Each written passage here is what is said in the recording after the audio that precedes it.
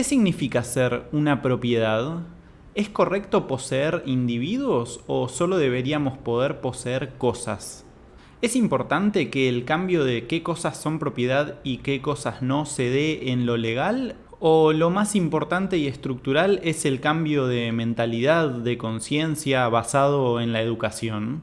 Entonces, ¿qué es la abolición del estatus de propiedad? Y volvemos a lo mismo, ¿se da de forma ideológica o se da de forma legal? Un poco de spoiler, se da de forma ideológica, es lo que se suele llamar como el famoso click, y es el paso fundamental al veganismo. Ahora bien, ¿qué pasa si, por ejemplo, estamos en otro país y por lo tanto estamos sumergidos en otra cultura? ¿Es válido que por el simple hecho de estar en otro territorio el mismo individuo sea considerado una propiedad y, por poner un ejemplo, acá en Argentina no? ¿Y qué pasa si esto es al revés? Si acá en Argentina consideramos que alguien es una propiedad, pero en otro país, con otra cultura, no. Entonces, ¿la cultura o las tradiciones de un X lugar son argumentos suficientes para ejercer actos de poder y violencia vulnerando los derechos de los demás individuos? Vamos a reflexionar sobre estas cuestiones leyendo estos dos textos, y el primero es el estatus de propiedad del sitio Abolición No Regulación, que es de donde venimos leyendo los textos, y arranca de la siguiente manera. El poseer el fruto del propio trabajo es un derecho moral de todo ser sintiente. El apropiarse del trabajo de otro, aprovechando el poderío sobre otros o su inocencia, es literalmente un robo. Solo sería ético el colaborar mediante acuerdos justos entre iguales para prestación de servicios y conseguir insumos. En el caso de agentes morales, si es entre pacientes morales, no hay nada que juzgar respecto a la ética. Tendríamos ahora que definir qué es lo que es ético poseer y qué no. Por ejemplo, ¿está bien poseer personas? Claro que no, porque eso sería esclavitud. La esclavitud se basa en que existan dueños y esclavos. Los esclavos son propiedad de sus dueños. Los esclavos se consideran meras herramientas en beneficio de sus esclavistas y no se les reconoce socialmente sus derechos morales, sino solo tienen un valor utilitario, que es el valor extrínseco o instrumental, en función de lo que puedan aportar para sus poseedores. Lo único que es correcto poseer es a las cosas, si éstas se derivan del fruto del trabajo propio o de acuerdos justos entre iguales. Las cosas son los objetos, como una silla, una planta, los minerales, y cualquier ser que no sea capaz de tener conciencia de su propia existencia, que no pueda experimentar emociones, intenciones e interés respecto a sí mismo. Es correcto poseer a las cosas porque éstas no tienen interés en sí mismas, emociones, ni tienen voluntad. Por lo tanto, no tienen derechos, no hay ningún interés ni voluntad ni bienestar, y por tanto ningún sujeto que necesite que su calidad de tal sea respetada mediante derechos.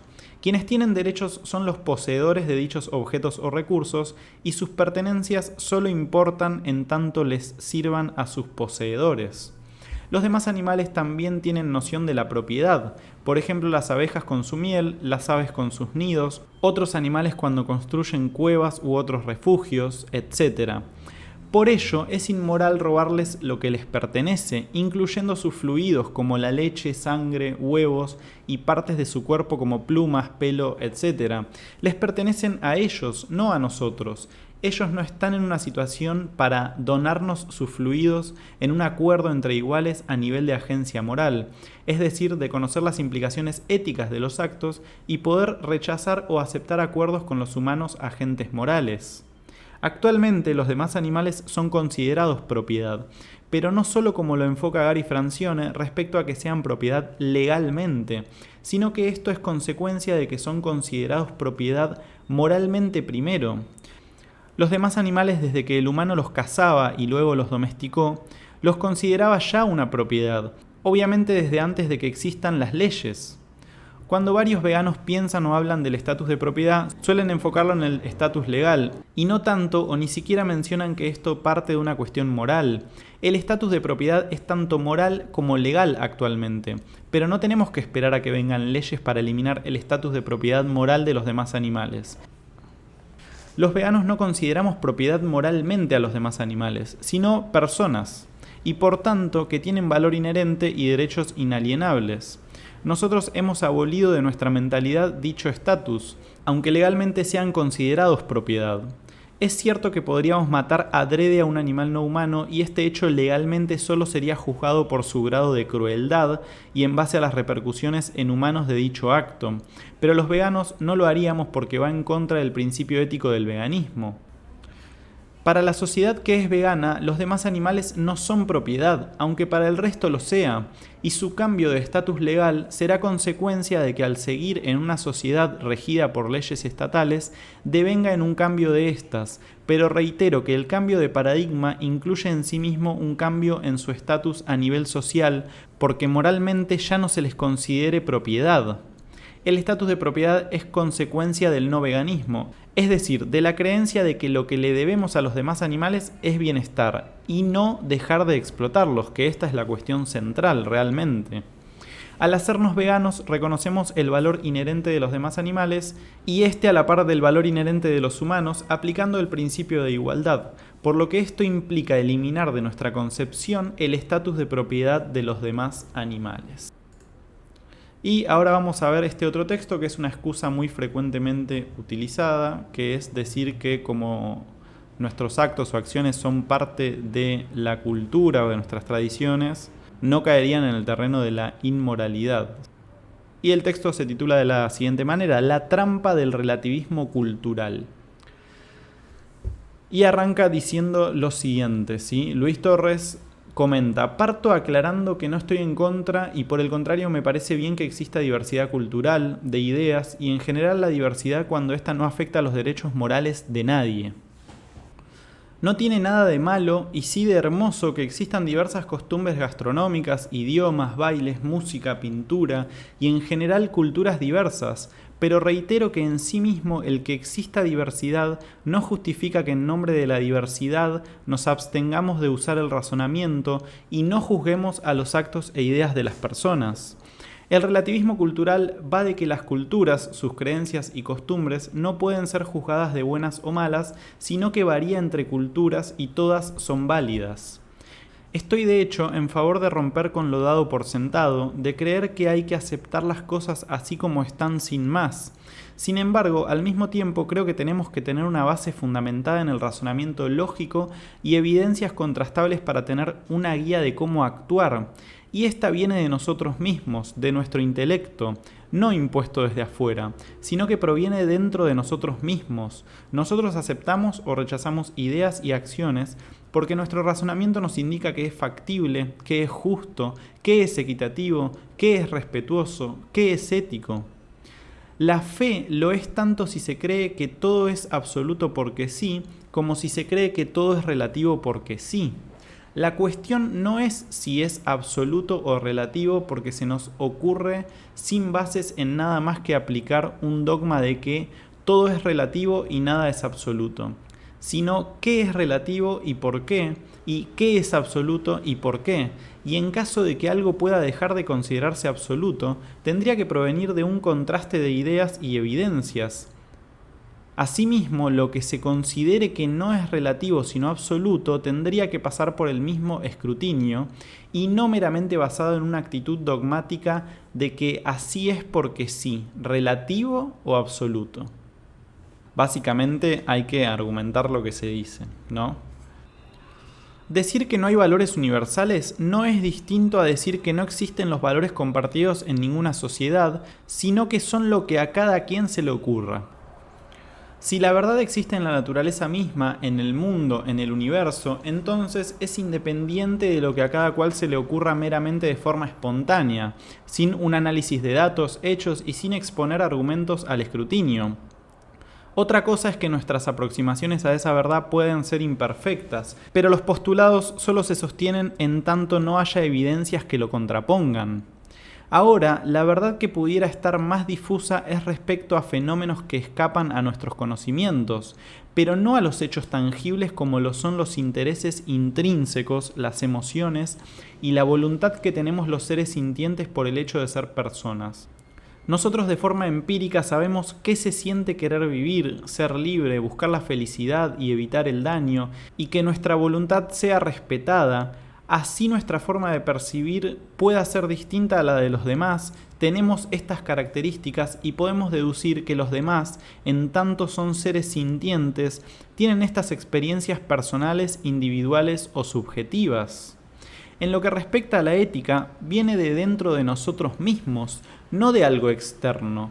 Lo que respecta a entender qué es correcto y qué es incorrecto en base a evaluar si un acto estaría correcto o no, de acuerdo a si a nosotros mismos estaría bien que nos lo hicieran o no. La empatía nos sirve de punto de partida para comprender que aquello que no nos parecería correcto nos hicieran a nosotros o a cualquier otro ser sintiente, entonces tampoco está bien hacerlo a los demás. Ese es el principio de igualdad. La ética no es exactamente lo mismo que investigar si existe vida en otros planetas, si la materia está formada de cuerdas u otras cuestiones con que tenemos pocos indicios, sino que la ética se basa en razones que nosotros mismos podemos entender por seres sintientes que somos, agentes morales, es decir, tenemos razonamiento moral, y esta proviene de nuestras experiencias mismas, que, si por ejemplo nuestra vida y libertad intrínsecamente o de forma innata nos interesan, no hay razón para creer que no sean intereses relevantes para otros que, como nosotros, cuentan con un sistema nervioso funcional y por tanto tienen el mismo interés, es decir, en vivir y ser libres. Es como si por tener ojos y vista, y esto lo vivimos nosotros mismos como una experiencia personal, no habría argumentos sólidos para suponer que otra persona, humana o no humana, no tenga experiencias similares y aprecie el tener ojos y vista. Es una cuestión de lógica elemental. No es un constructo social el sentir, sino un hecho empírico. Querer ser libre, vivir, evitar el daño, buscar ser feliz, disfrutar el fruto del esfuerzo propio y tener donde estar no es algo que se nos enseñe, no es algo cultural, es algo innato, es decir, intrínseco al hecho de tener sintiencia, de ser sujetos o personas. Las cosas no tienen deseos, emociones o sentimientos ni voluntad. No es una cuestión impuesta por religiones, ni por estados, ni por la sociedad misma el tener estas características que son hechos biológicos, y que de ellos se deduzca que si tenemos dichos intereses, emociones e intenciones, entonces merecemos respeto por contar con estas experiencias mentales. Bajo la trampa del relativismo cultural se esconden excusas para actuar en contra de sujetos amparados en que los actos e ideas no pueden ser juzgadas de buenas o malas, de inmorales o éticas, por el hecho dogmático de respetar las culturas. Así, estos actos e ideas vulneren los intereses y la voluntad de sujetos. Si tomamos en serio o como parámetro ético al relativismo, entonces se abre la puerta para cuestiones como la esclavitud humana, la explotación de sujetos como el caso de la explotación animal, donde cada cual se inventaría su propio código de conducta, o se escudaría en que como en su cultura es bien visto explotar animales, entonces no es incorrecto hacerlo, así como se escudaría a alguien que en su tribu sea bien visto tener relaciones sexuales con pacientes morales, dado que bajo el relativismo cultural no deberíamos cuestionar dichos actos porque son propios de su cultura. Explotar animales está mal porque ellos, al igual que nosotros, son seres sintientes y aunque las experiencias son personales, por medio de evidencia empírica podemos entender que en tanto sienten, tienen un sistema nervioso funcional y por tanto les interesa su propia vida, libertad y bienestar. Entonces no hay razón para excluirlos de la comunidad moral y por tanto reconocerlos y respetar su valor inherente, es decir, el hecho de que por ser sintientes valoran su propia existencia, independientemente de si nosotros lo hagamos. El deducir que este es un valor autoasignado no es una cuestión de convenciones sociales, ni de religiones, ni de estados, sino algo que nosotros comprobamos en nosotros mismos. Es un hecho empírico, reitero, no es algo impuesto desde afuera. Para que una sociedad humana funcione, tiene que haber valores en el respeto. Como decir la verdad, respetar la vida de sus miembros, por ejemplo, si no esa sociedad no podría existir, ya que dejarían de creer unos en otros y el asesinato sería algo que acabaría con la vida de dicha sociedad si no se apreciara en nada la vida. Lo que hay son variaciones culturales, pero los valores son universales. mas la manera en que cada cultura administra o interpreta esos valores podría variar, pero en toda cultura no se mata porque sí a nadie, ni se toma la mentira como algo aceptable en cualquier circunstancia. De lo contrario, dicha sociedad sería inviable. Pero tampoco hay que caer en la trampa de que las acciones e ideas tengan como finalidad la sobrevivencia de las sociedades, porque eso sería caer en utilitarismo, sino que cuestiones como el asesinato, robo, mentira, violación, son moralmente juzgables porque afectan a los sujetos a quienes van dirigidas dichas acciones, independientemente de si son benéficas o no para la sociedad en su conjunto. Por lo tanto, considero que una cosa es la tolerancia a las ideas y culturas distintas, pero la tolerancia no incluye el no decir o pensar nada respecto a si son correctos o incorrectos los actos que vulneran los derechos fundamentales de las personas. Nadie de manera inherente desea ser asesinado ni mutilado, ni tener un dueño, sino que si hablamos de imposiciones, la cultura y la sociedad imponen en el individuo ciertas costumbres, algunas muy loables y otras no. Un concepto que va muy de la mano con el relativismo cultural es el subjetivismo ético, el cual postula que nuestra idea de lo correcto o incorrecto se basa en nuestros sentimientos y nada más. Esto es falso por al menos las siguientes cuestiones planteadas por Rachels. Si esto fuese cierto, significaría que lo que digamos convencidos es verdad. Entonces cada uno tiene su verdad. Entonces consideraríamos que somos seres infalibles. Significaría que nadie está en desacuerdo, dado que la verdad sería subjetiva.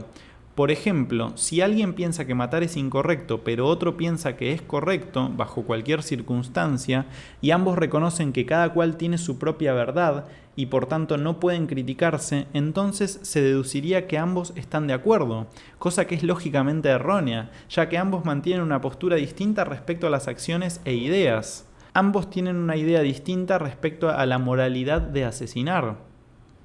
La ética racional, por provenir del razonamiento lógico del individuo y no dependiente de la cultura, no es por tanto una imposición, sino una asunción, algo que asume el individuo luego de analizar las acciones e ideas propias y de los demás, y en base a los hechos empíricos reconoce lo que es correcto e incorrecto, y por ello se responsabiliza de sus actos. De lo contrario, ni siquiera tendría sentido hablar de la existencia de la ética, ni de agentes ni de pacientes morales, ya que cada cual podría hacer lo que fuere sin que se le pudiese juzgar sus actos e ideas de éticos o no éticos. Explotar animales, por ejemplo, es moralmente incorrecto porque vulnera los derechos morales o fundamentales de los demás animales. Y así en nuestra cultura sea aceptado socialmente, eso no justifica relacionarnos con sujetos como si fuesen objetos. Es injusto, no es ético. Y con esto finalizan estos dos textos y por eso los espero en el próximo episodio en el que vamos a hablar justamente de esto que tocamos muy superficialmente, que es qué son los derechos fundamentales y qué son, por lo tanto, los derechos animales. Así que muchas gracias por haber estado ahí y nos vemos en un próximo episodio.